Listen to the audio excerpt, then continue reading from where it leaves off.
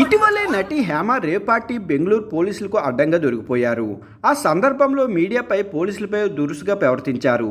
ఆ తర్వాత అసలు తాను రేవ్ పార్టీకే వెళ్ళలేదని, ఇంట్లో వంటలు చేస్తున్నానంటూ ఫేక్ వీడియో పోస్ట్ చేసి తన నటన ప్రాముఖ్యాన్ని బయటపెట్టారు. అయితే ఆ తరువాత తీగలాగితే దొంగ మొత్తం కదిలినట్టుగా ఆ రేవ్ పార్టీకి హేమ వెళ్లడంతో పాటు అక్కడ ఆ కేసులో బెంగళూరు పోలీసులు అరెస్ట్ చేసి రిమాండ్ తరలించిన విషయం తెలిసిందే. ఈ కేసులో హేమ 14 రోజుల రిమాండ్ అనంతరం షరతులు కూడిన బెయిల్పై విడుదలయ్యారు.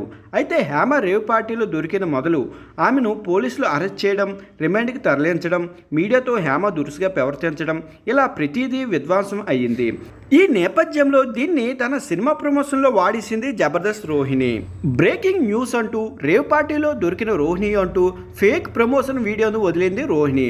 ఇందులో ఆమె రేవ్ పార్టీలో ఉండగా పోలీసులు అరెస్ట్ చేయడం, నాకేం తెలియదండి, నటి హేమను ఇమిటేట్ చేస్తూ తెగ జీవించేసింది రోహిణి. నాకేం సంబంధం లేదు సార్, బర్త్డే పార్టీ అంటే వచ్చాను, ప్రూఫ్స్ అడుగుతారేంటి, నాకు ఇంకా టెస్టులు కూడా చేయలేదు, పాజిటివ్ కూడా రాలేదు, అయ్యో మీకు దండం పెడతా, నాకేం సంబంధం లేదు అంటూ ఏడుస్తూ తల బాధేసుకుంది రోహిణి. అయితే ఇదంతా ప్రమోషన్ వీడియో అని రోహిణిపై నెటిజన్లు ఒక రేంజ్లో ఫైర్ అవుతున్నారు. ఇలాంటి ఫేక్ ప్రమోషన్స్ బొచ్చెడు చూసాం, నీ ఫేక్ ప్రమోషన్స్ మా దగ్గర కాదు, నువ్వు హేమని ట్రోల్ చూస్తున్నావని అర్థమైంది అని కామెంట్స్ మోత మోగించేస్తున్నారు నెటిజన్.